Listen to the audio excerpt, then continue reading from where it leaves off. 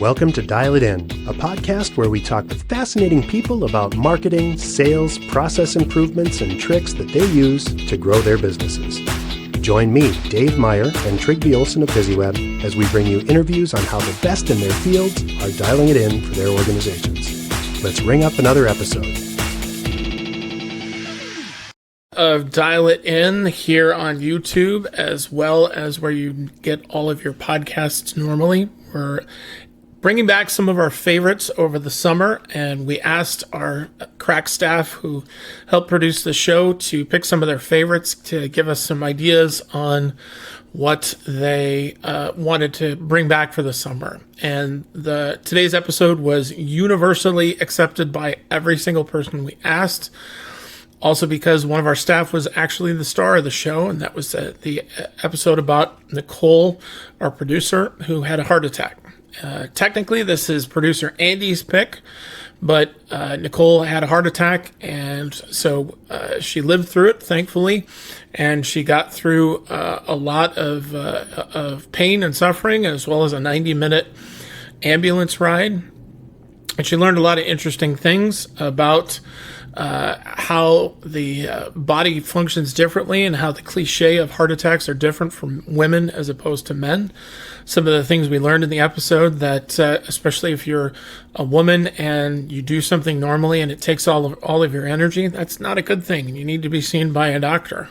Especially if you have a family history of cardiac events, you're probably going to go to the front of the line, and that's never a line you really want to be in front of. So ultimately, one of the things that came out of this episode for Andy especially, as well as for me, was when it comes to cardiac events, there's no real rules when it comes to basic recognition of them. So there's all sorts of indicators of health issues, but know your body and know when to listen to it. And if something's not right, insist on action immediately. So this is probably one of the best episodes that we ever did, and one of the ones that I'm most proud of. So I'm glad that all the staff felt the same way. So please enjoy. Hey, Dave. I talked about this last time. Nicole wasn't here. She had a heart attack. We decided we were going to talk.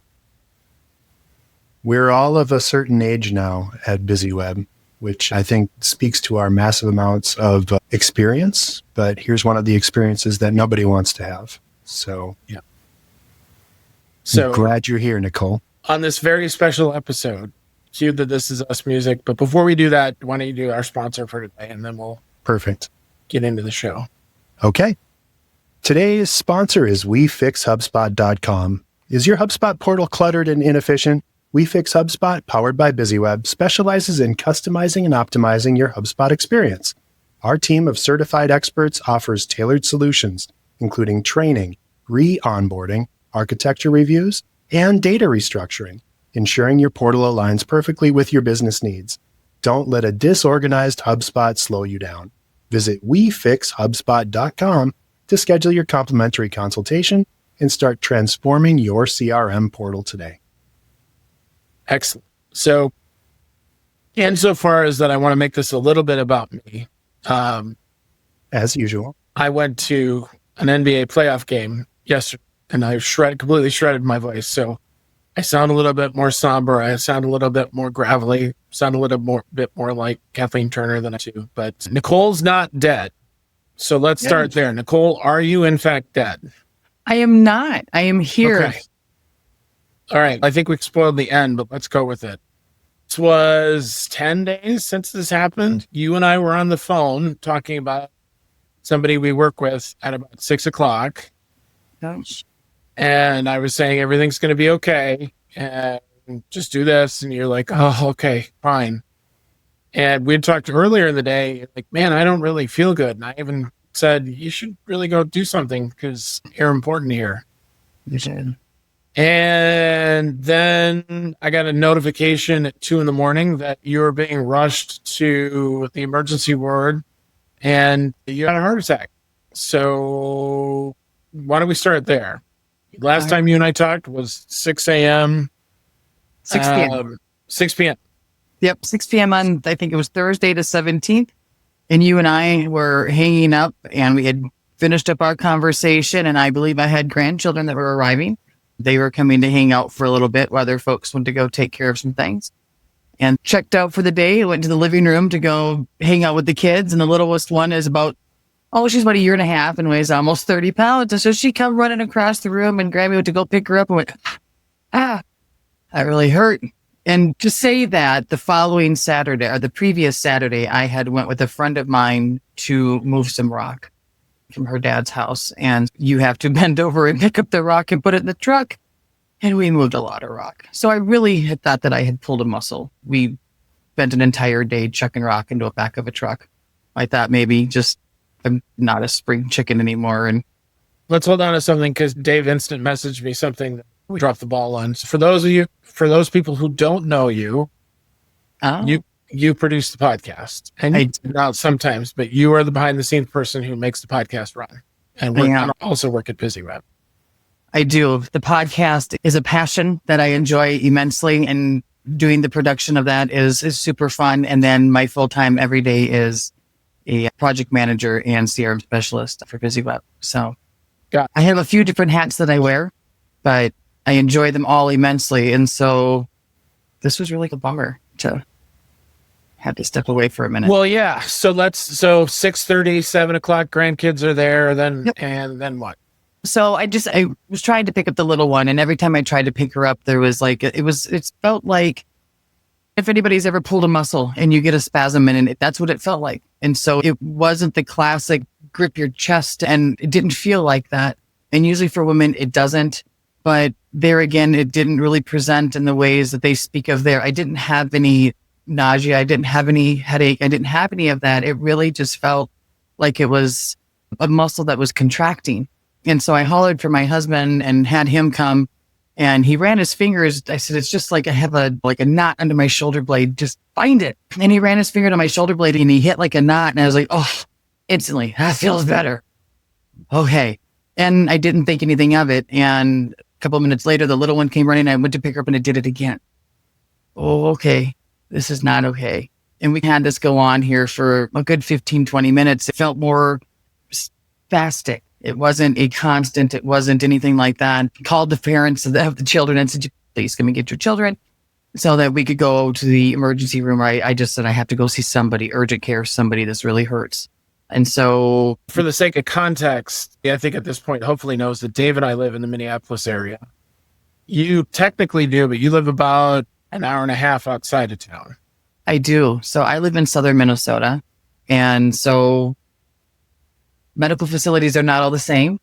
And so we did get I did not go to urgent care. I did go to the emergency. I'm glad I picked them instead. There was nobody there. I was the only person that came in, told them what was happening, instantly put me into a bed, took some blood, and they came back and said that the enzyme that shows that you've had a heart attack was elevated. And so they got the EKG out, and I got one of those.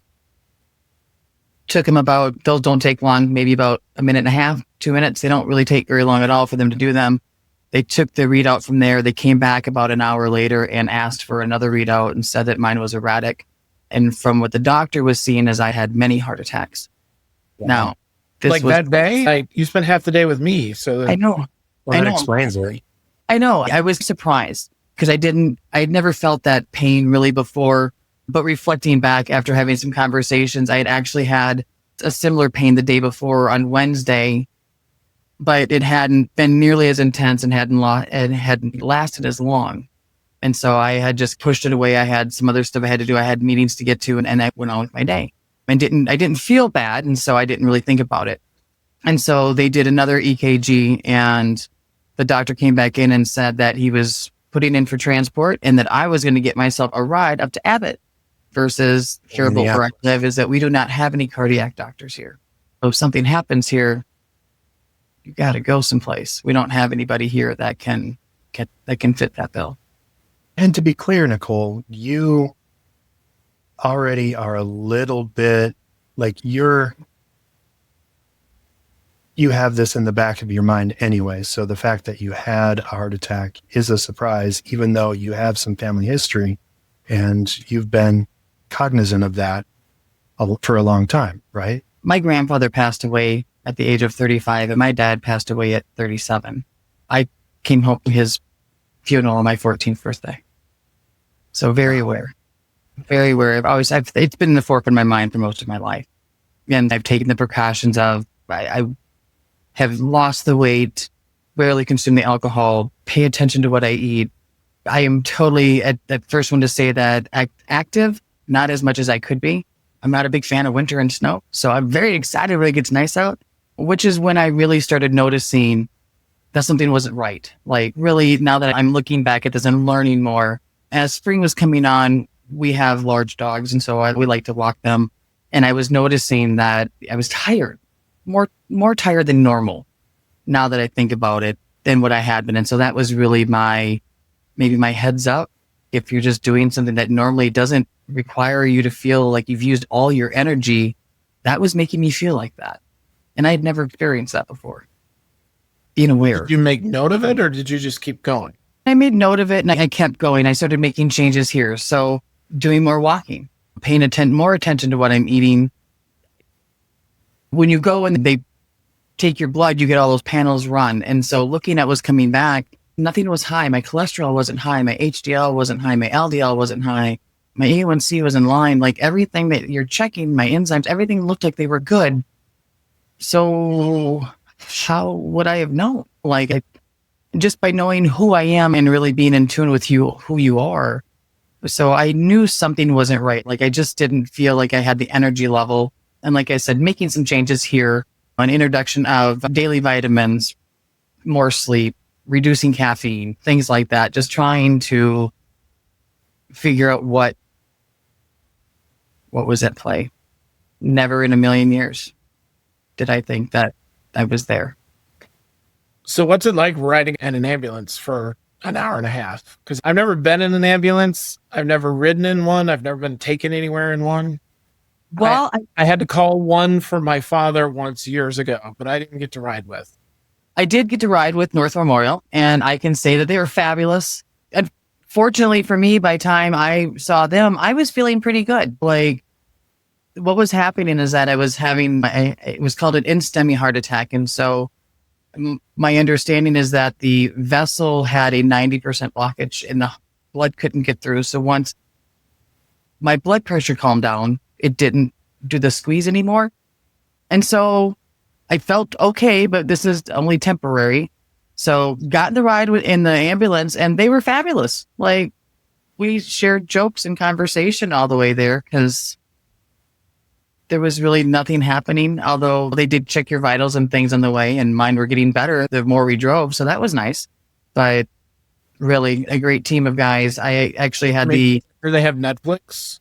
No, we didn't have anything to watch. We just got to hang out. I actually asked if they had a deck of cards, on which they discovered they do not. And I thought maybe... Cool. Wouldn't that be fun if you could watch old ER episodes while in the ambulance ride? Well, that would have been good. I'd have been all right with that. But they were great. And I actually had the opportunity. I got home a few days later, and afterwards, I actually had the opportunity to run into one of the drivers.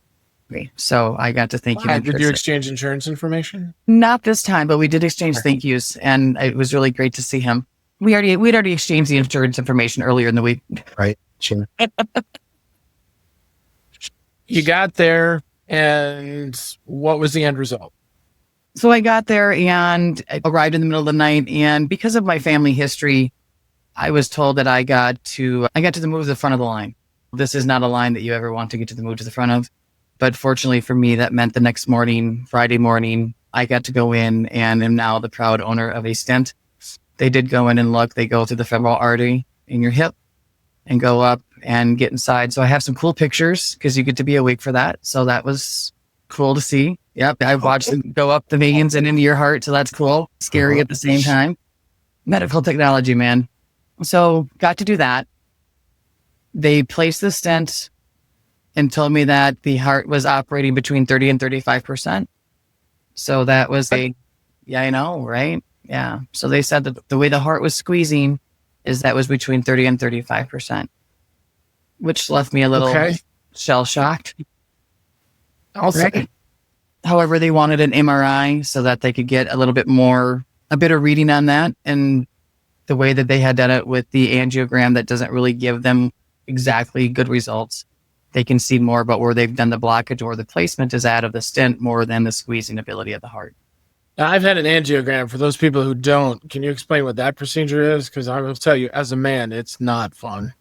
It wasn't the most exciting, but that was where they go through the veins up through a catheter, and they can get into the vessels of the heart and look around to see if there's any blockages. For mine, they happened to find that there was a 90% blockage in the LAD, which is in the lateral vein. And so they blow up a balloon so that they can get that open. And then they place I think it's a titanium like stent that then holds that placement open. Okay. And that's like a straw, right? Yeah. Okay. Kind of looks like a straw. Just in your heart? Just in the vein of your heart. Wow. Yeah. Yeah. The pictures were fascinating to see where the blockage was at. And you could see how opaque the veins were in the bottom of the heart, because they were getting some blood. They just weren't getting all of it. And once they put that stent in, you can see all the veins have darkened up, and just like instantly the blood flow that was able to go through. So when they do an angiogram, they go into your actual artery. Femoral artery. Femoral artery. And the closest one to your body is in your swimsuit area. And because that's a rated G thing. So swimsuit area. And I had one when I was, I think, 13 or 14, and I had to stay still for 8 hours to heal.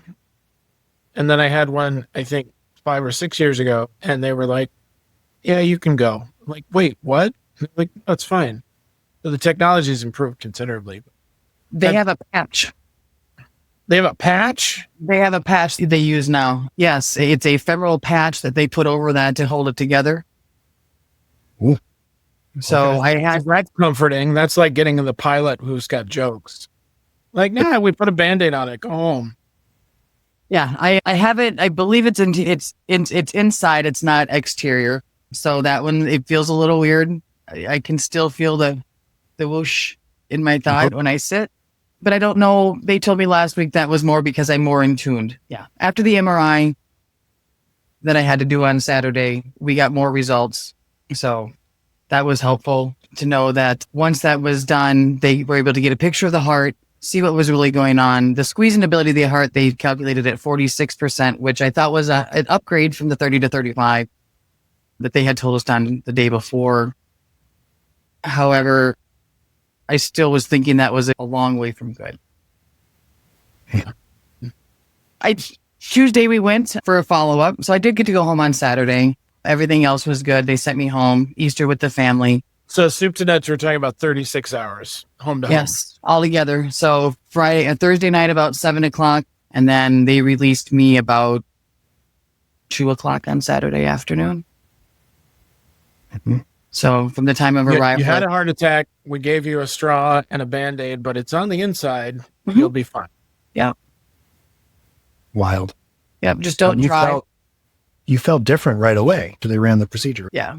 Much more. I'm not as tired. Nursing staff would have been really happy if I would have been. They were fantastic, but I never, you don't go to the hospital to get sleep. They come in to bother you every hour, and you're wide awake just to say hello when they come in, because I feel great. This is fabulous. Because I really did feel fabulous. Much different than I had for the weeks previous. So, yeah. So what are your marching orders moving forward? So we see you more than your husband does during the day. So let's roll it out, because we can't live without you. And so what do we need to make sure you're doing? Really? Just the cardiac rehab. So my marching orders were a 10-pound restriction and no driving for 24 hours. So that was up on Easter. I did go back and have a follow-up on Tuesday, this last Tuesday. She was very sweet and put me on an 8-pound restriction. So a gallon of milk. And she did that until I have an opportunity to get into the cardiac rehab, which I start tomorrow. And so back to when we talked to her and we were just talking about the squeezing of the heart. Like I said, when they said 30 to 35%, and then they came back and they said it was 46%, I don't know that I felt better. I wanted to know how I got to this point. And speaking with the doctor on Tuesday, I asked the question and she said, they didn't tell you. And I said, tell me what? She goes, the normal heart is between 50 and 55%. Oh, so So you weren't off of 100, you were off of 50 or 55%. Correct. But still, you're almost cut in half for normal use. But for most people, they said a normal heart, the squeeze function is between 50 and 55%. And so the fact that I was at 46 on Saturday makes me hopeful. That's really not that much to gain. When they came back after they did the MRI, they did come back and say that there was no damage. The heart was only stunned. And so that with the cardiac rehab and putting that muscle back to use again, it should be able to make a full recovery. So that's fantastic. So one of the reasons why we wanted to talk about this is because the symptoms that you had were not TV symptoms. Correct. And we all learned a lot in the process. And so some of the things that we learned, that only about 1 in 8 of women report experiencing chest pain as the main symptom. Excuse me. Right. Only about 1 in 8 of women who report experiencing chest pain as the main symptom. And women on the whole are less likely to get immediate treatment. They wait longer than men to seek emergency care. They're less likely to receive appropriate treatments like stents or medications. And a recent study, we found that women under the age of 55 are more likely to die in the hospital after a heart attack than men of the same age. There really is a disparate gender difference in how women have heart attacks than men. And so I didn't know a thing about this other than when you went, and I live with a woman who is my everything and has a job and has kids and has aging parents. And so I'm now utterly terrified. So in order to make me feel better, we brought in an expert. So our old friend Tim from HeartCert CPR, who's looking around going, oh God, who is it? Yeah, you. So, you expert a little bit loosely there. That's all right. We do everything a little bit loosely here. This is loosely comedy as far as I'm concerned. So thanks for joining us, Tim. Dave, do you want to do a full-blown intro for Tim? Of course. Yeah. And so Tim, other than being a already Dial It In podcast guest, is also the founder of HeartCert CPR Training, a national provider of CPR, AED, first aid, BLS, ACLS, and PALS certification courses. Say that 5 times fast. With a career dedicated to emergency response education, Tim also serves as a training manager at LifeLink 3 and an instructor trainer with the American Heart Association. Through HeartCert, Tim's mission is to make life-saving skills accessible to individuals, families, businesses, and communities across the U.S. Today, Tim's joining us to talk about heart health, recognize heart emergencies, and why being prepared can save lives. Bring us some expert authority to this because we're all in this for the first time. We're so delighted to have Nicole here with us. Tim, we know that you see this a whole lot more than we do, and so we wanted to give our listeners more insights. So welcome. Yeah, absolutely. Appreciate that. It's a lot of acronyms and everything there. But yeah, basically the easy way to say it is I was a firefighter and an EMT, worked on an ambulance and fire station for many years. And that's how I got into all of this. I saw it happen, done it, worked in the real world, and then started a business to help educate people for incidents just like this. And you see a fair number, or in your past careers as an EMT, I'm sure you saw plenty of men and women with cardiac issues, right? Oh, absolutely. Yes. Yep. The thing that springs to mind immediately is Nicole mentioned it, and I think you guys did as well, is just that it wasn't what I expected. It wasn't like I see on TV or in the movies. And in real life, it's the same thing. We've danced around it, but women definitely do present typically with different signs of a cardiac event than men do. It's just their physiology. It's just the way it is. And the tricky thing that I've come to learn through my professions is that anything that deals with the heart, any kind of cardiac event, there are no real rules, at least as far as when it comes to a basic level care and recognition type of things. Somebody can present with 1, 2, 5 different common or uncommon side effects and signs and symptoms, and it can be different for everybody. It can happen to young, it can happen to old, and that's why cardiac arrest is the number 1 killer in not just the nation, but the world. And it's been that way for very long time. And so, yeah, learning those signs and symptoms, learning what you can do, learning how to recognize it so you can get that care faster, just leads to better results. And maybe a good place to start off is I mentioned cardiac arrest. And you hear cardiac arrest and you hear heart attack. I think most people might blur those lines or think, oh, aren't they the same thing?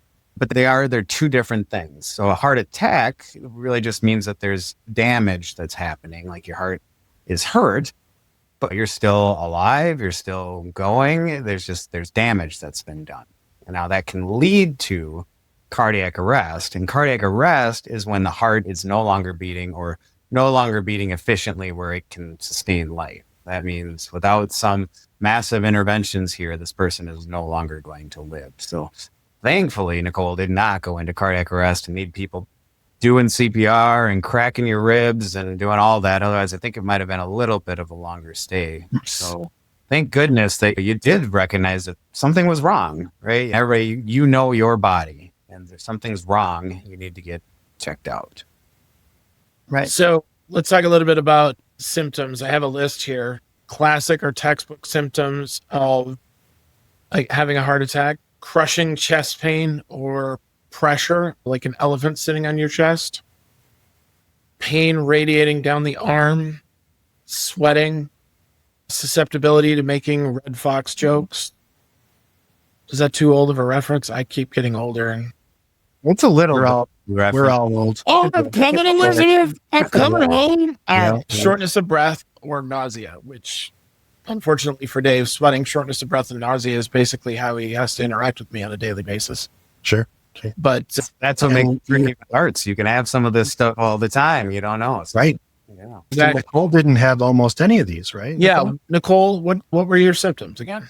Really, it just felt like I pulled a muscle. So it felt like a muscle strain in across like the upper part of my, like below your esophagus, kind of running across the top of my chest and under my shoulder blade. Other than that, I did not have any shortness of breath. Breathing was just fine. It just was a pulsating pain that I could not get to stop. And you did say that your back, like it was like there was a knot in your back as well, right? Under my shoulder blade. It felt like I had just, like I said, like I'd pulled a muscle, like when you just overdo something. And my husband did, he ran his finger down my shoulder blade and there was a knot and he pushed on it. And I was just like, oh, I feel so much better. And it probably was tense and it probably did feel better. Only I wasn't correlating that they were tied together. And that's the list of symptoms from that women get, which are considered more subtle or atypical symptoms. So shortness of breath, which, did you have that? Nope. Nausea. Nope. Unusual fatigue, which you did say you did have. Neck, jaw, or upper back pain, which you just said you did. Lightheaded or dizziness, cold sweats.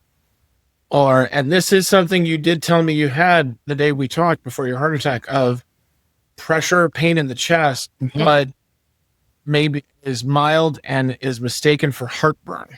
Yep. Agreed. I think, like I told you, I'd eaten more Tums in the last 2 days than I had eaten in the last 20 years. Oh my. Yeah. But Tim, why, physiologically speaking, why are such the dramatic differences? Physiologically, I can't give you a great straight answer as to exactly why do women present differently. It's because women and men's bodies generally, it's different. And so they present differently. And it really is like you just said. So you mentioned Red Fox. For me, it's always like Chris Farley, SNL. So like, when you think of heart attack, when most people think of heart attack, that's what it is. It's, oh my gosh, oh my goodness. And it's not always like that, but it can. And yes, in a lot of men, that's one of the more common things, is really crushing, crazy, bad chest pain, shortness of breath. And then, yeah, you can get some stuff going on in the arms, usually the left arm, and shortness of breath. So most people can see and recognize that pretty quick. But like we said, women, maybe it's kind of indigestion, just a little short of breath. Just really, we say like you just feel off or a little sickly. And then, yeah, pain in the upper back, neck kind of area, and even the jaw. And all of these signs and symptoms, aside from like crushing chest pain, but if you're talking nausea, if you're talking general fatigue, if you're talking pain anywhere else, boy, is that easy to not recognize and to just assume it's something else. Maybe I caught a bug. I'm coming down with something. Or maybe, I'm just tired today. So really being aware and knowing things too, like Nicole, you said you were aware of a past history for your family. That plays into it as well. You need to be extra cautious because genetics definitely play into it too. Agreed.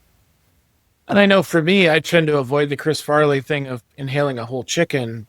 What's really terrifying as we consider this whole experience of mild symptoms, these are the things that happen to you similarly as you age, where, I'm tired, or, I have heartburn, or, my back hurts. These are things that the women in my life refer to on a daily basis.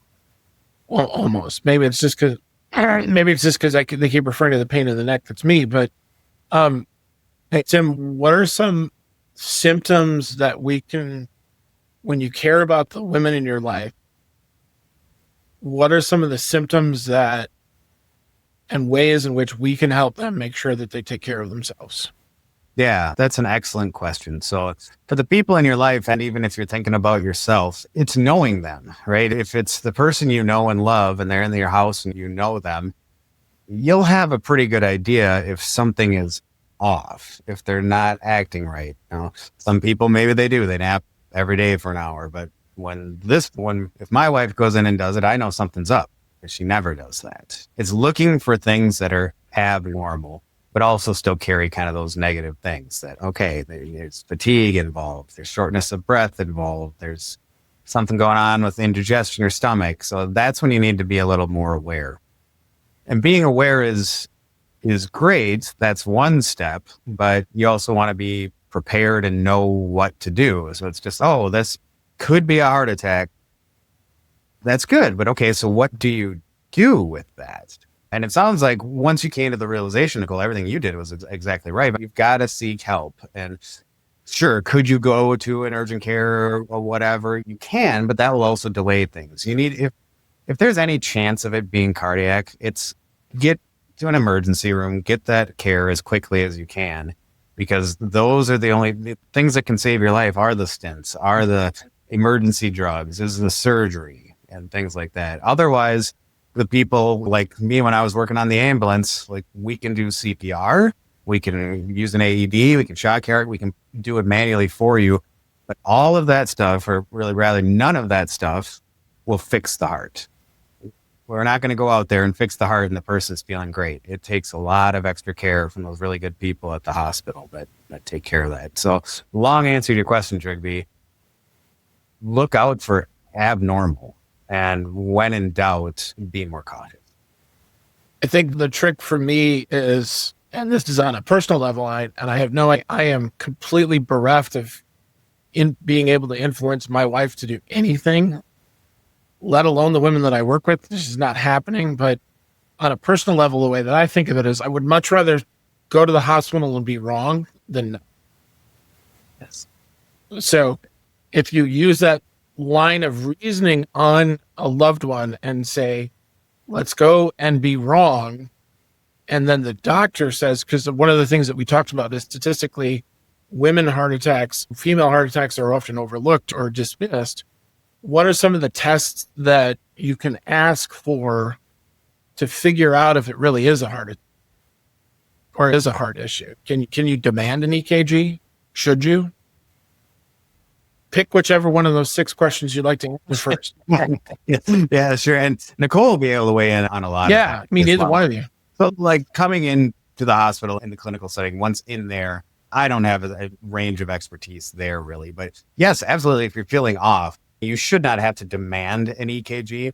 An EKG is a very simple, non-invasive, quick kind of test. And if there's anything going on, they really should be doing that. Yeah, if you're advocating for yourself and you feel like, hey, I'm not getting the best care and they're being dismissive, they're saying, I might have the flu, but I think there could be more just because I know me, I know my body. Yeah, say something like something is just off. I really think we should check out my heart. And then they'll know the tests and the other things to do. There's procedures and processes that kind of work through all of that. And there's some technology that we all might be wearing on our wrists right now that might be able to help with some of that detection. 3 of us on the call, Nicole, I don't think you have an Apple Watch, but that actually saved my mom's life because we got her a Apple Watch for Mother's Day 5 years ago. And then shortly thereafter, right as soon as the EKG function came up, she kept getting these pings. And in true Dave's mom fashion, hi, Ruth, she ignored it for a while.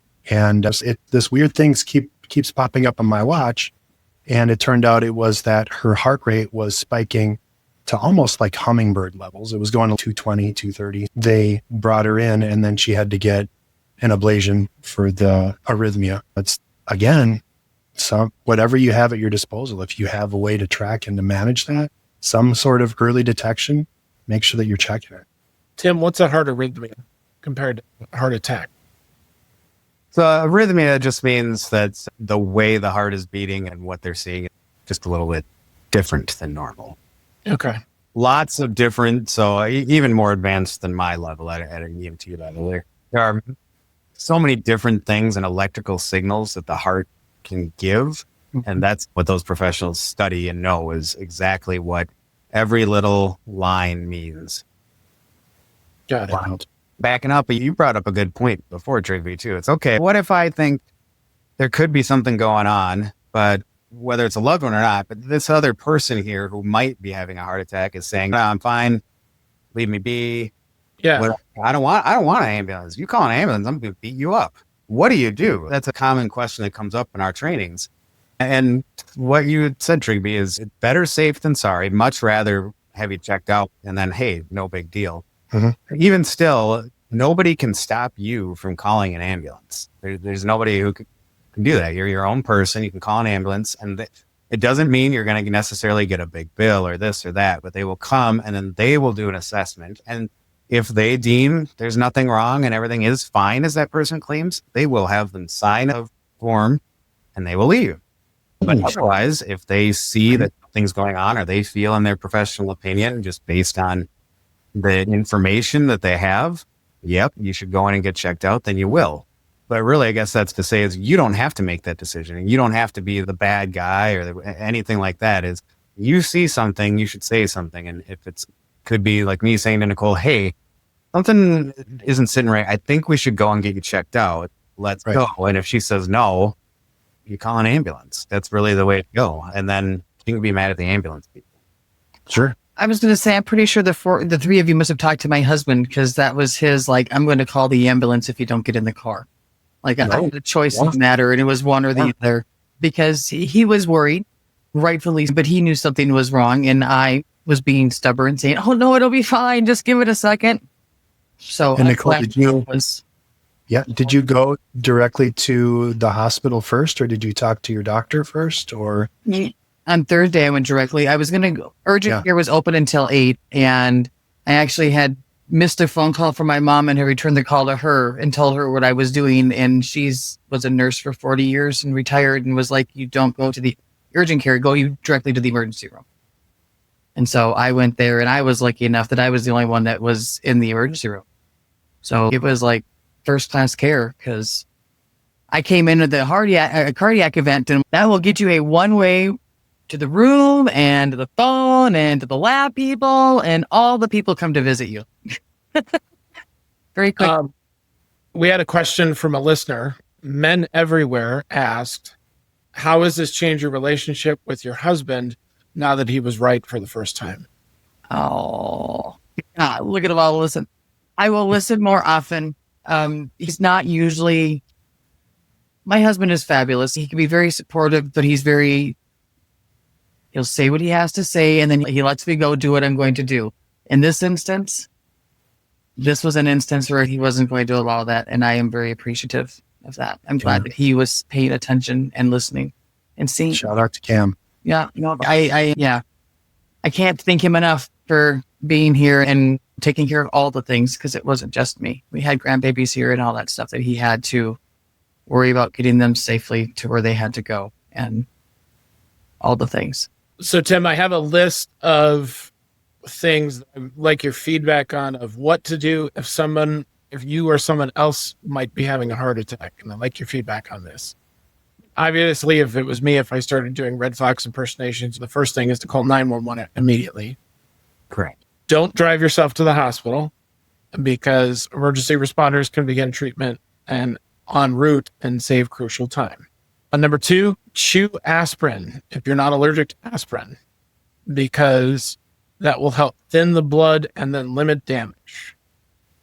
Yep, and absolutely correct. So we teach all of that, and sorry to interrupt you, but yes, it's important to stress that very first thing. So you're educated, people are listening to this, hopefully they've been trained, whatever, but when you recognize something, it's 911 immediately. And then after that is anything else we can do, which isn't a lot. But the next thing would be, if you're not allergic to aspirin, 1 dose of aspirin. We've seen commercials, and you might have seen it in the store. They have hard aspirin, baby aspirin, non-coated, chewable stuff. That's what you'd want, and to follow the bottle. But otherwise, if all you've got is just regular old aspirin, if that's what you got, go ahead and do it. Why do you want to chew the aspirin? Help it work faster, get into the bloodstream. And they usually say chew it because you should be taking the chewable aspirin for the heart. And so you're going to want, it'll say on the bottle, but the dose equivalent is up to 1 regular aspirin. So I believe that's around 325 milligrams. Okay. Wow. Number 3 on the list is stay calm, stay still, sit or lie down, try not to move around, which makes the heart work harder. Yep. Probably legs up if possible, or knees up. So that used to be something they would teach, like with trauma, and if you're worried about like shock and things like that. The science behind it actually says that there's not a need for that. Okay. In this kind of, you want to keep yourself comfortable, keep yourself warm, but you don't have to necessarily get into any kind of cert. Okay. Loosen tight clothing, which means I'm obviously going to have to change jeans before going. Yeah. Yep. For comfort. Yeah. You want to be comfortable. Okay. Next on the list, and which I blew my mind, unlock your door if you're alone. Yeah. Really good idea. Yeah. Always be thinking ahead. One of the reasons you don't drive yourself to the hospital or the ER is, of course, what if something happens on the way? Now you've made it worse for yourself and others. But what if something happens while the ambulance is on the way? You want to make sure they can get there. Mm-hmm. Along those same lines, I can say from a lot of experience, but if you're not alone, it's a husband, a loved one, a child, whoever, strangers nearby you, while you're sitting and waiting for the ambulance, as nice as it is to have someone there for you, there are other steps that those people can and should take. If you're living in a rural area or a busy downtown or whatever, ambulances, they get an address, but it doesn't mean they know exactly where to go. So having somebody out there to flag them down, somebody out there to hold an elevator or clear the space in the living room, whatever it may be, all of that stuff saves time, and it just makes the care to be better. And if those cats see you splayed out on the floor and the door's not open, they're going in. Yeah, but there'll be a delay there too, because they're not going to just bust right in immediately because you don't answer. They're going to knock and ring the bell and wait. They're going to talk with dispatch. They're going to go try a back door. All of this is time where you're laying there and slipping away. Is that true? Because I had a family member that happened. The ambulance was called and they took the door down. And by the time I got there to help, I had to wait with police for 6 hours for Dave, you remember you saw me the next morning. I had to wait there awkwardly with police. We ended up playing cribbage, waiting for somebody from the city to come board up the door. Wild. But yeah, I mean, they're coming in because at that point they're going to see you. And then the last thing is on the list is, even if you're unsure it's a heart attack, it's better to go in and find out that it's not than risk waiting too long. Absolutely. So anything you want to add to that, Tim?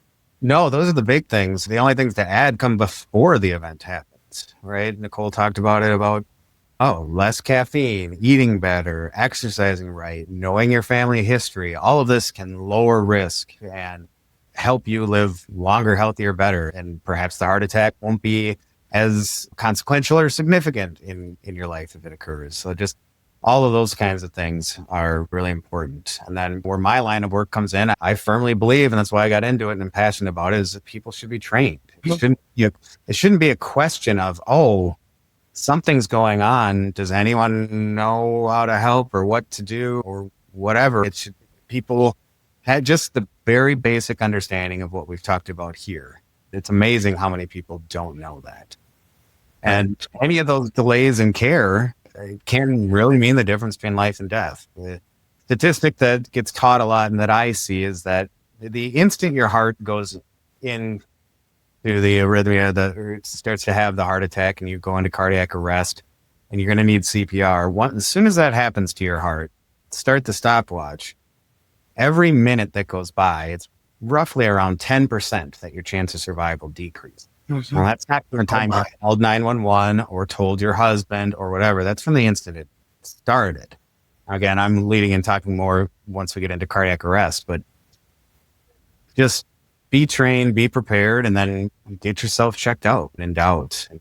If you do have a family history and things like that, AEDs, I relate them to like smoke detectors or fire extinguishers, right? We all know they're important. We all know they're safe. We see them around from time to time. Most of the time, you don't even see them. They're there. So AEDs stands for automated external defibrillator. Those are the things that can shock the heart and they can put it back into a regular rhythm. So a very important thing. And you can have those at home. Most businesses have them. If you are walking into, say, a Cub Foods or an Aldi or wherever it is you shop, you'll probably, if you look next time, see a sticker or something that says AED inside, just because they're so important.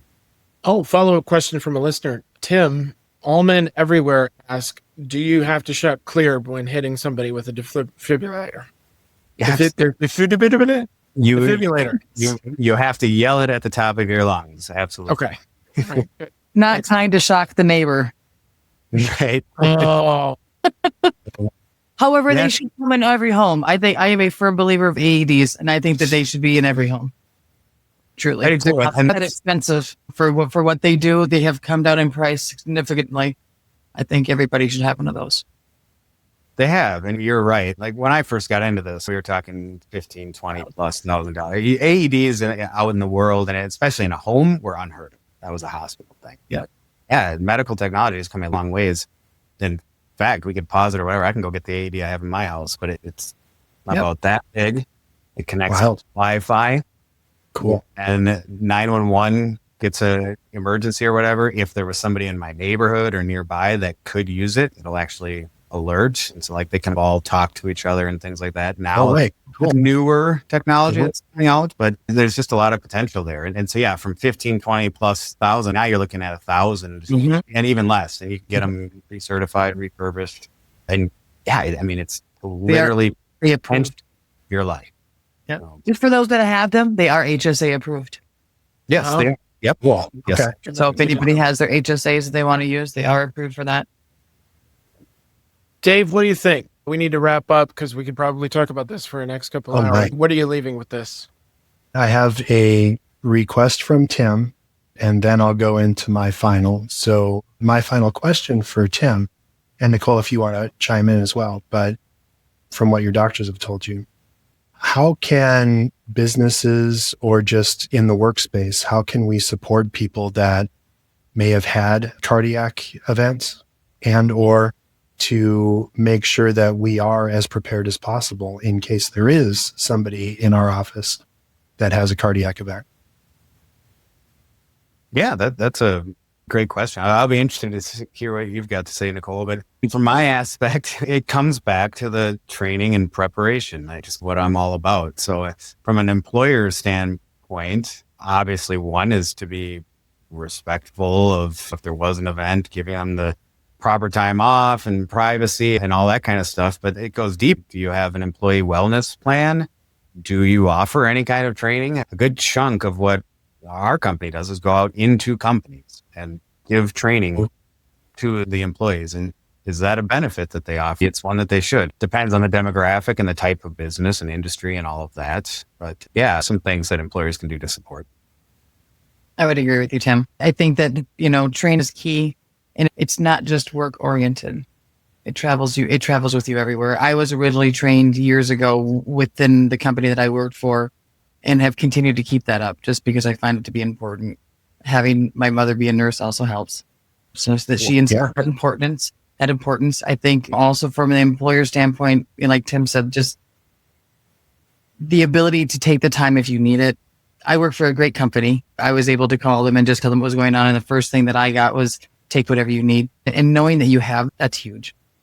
Really, that takes a lot of stress off of what's going on.